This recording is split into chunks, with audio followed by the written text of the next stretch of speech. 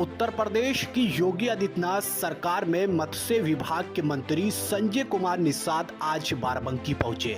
संजय कुमार निषाद ने बाराबंकी के देवा मत्स्य आहार प्लांट फीड मिल का निरीक्षण किया।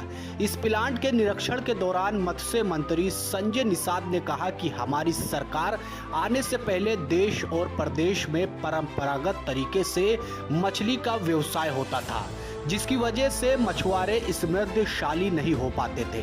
अब हमारी सरकार आधुनिक तरीके से मछुआरों को साथ लेकर आ रहे हैं। हमारी सरकार सभी मछुआरों को हाईटेक बना रही है और योजनाओं को धरातल तक पहुंचाया जा रहा है। धन्यवाद दूंगा प्रधानमंत्री मोदी जी को, अमित शाह जी को, नड्डा साहब कि मत्स्य मंत्रालय को अलग किया और मत्स्य मंत्रालय के अधीन उन्होंने ब्लू रेवोल्यूशन, हरित क्रांति, नीली क्रांति, श्वेत क्रांति के रूप में एक योजना लाई। उसमें प्रधानमंत्री मत्स्य संपदा योजना के रूप में 20,000 करोड़ रुपया इस मत्स्य क्षेत्र में काम करने वाले लोगों को दिया गया।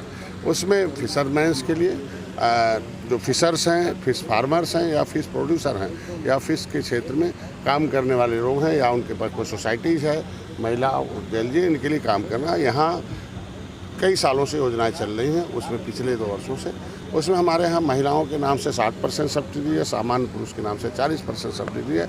ऐसे में उन्हें वित्तीय अनुदान देकर इस मत्स्य क्षेत्र में एक तो प्रोडक्शन के उत्पादन के क्षेत्र में, एक तो उनके उत्पादन में आने वाले जो जो एसेसरीज हैं, जैसे उसके फिश फीड्स है या फिश मार्केटिंग के क्षेत्र में, ये सारे क्षेत्रों में हम लोग कई 25 प्रकार की योजनाएं हैं, उसमें हम लोग सब्सिडी दे के काम कर रहे हैं। उसमें एक ये है देवा फीड फ्री है, जो इनके मत्स्य में इस हम बड़ी बड़ी योजनाओं को देखने के लिए इसलिए निकल रहे हैं कि प्रधानमंत्री की जो योजनाएं हैं क्या वो धरातल पर हैं कि नहीं हैं, क्या वो मछुआरों के लिए कारगर हैं कि नहीं है।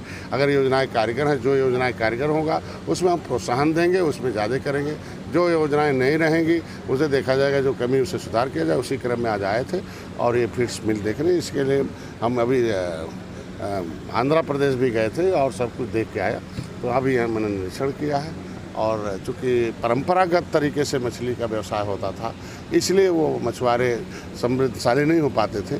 आधुनिक तरीके से अगर उनको हम इस व्यवसाय में लाएंगे तो निश्चित रूप से वो आगे आएंगे। उस आधुनिकीकरण में हाईटेक करने के लिए ये सारे जो उत्पादन है, फीड्स है, इसको भी लाया गया। तो आज इसको देखने आया था और इस पर चर्चा होगी और इसमें इनको बधाई दूंगा कि कम से कम इस पूर्वांचल के क्षेत्र में मिल लगाया है और अपना इन्वेस्ट किया है और इन्वेस्ट करने के बाद उसमें किसानों को क्या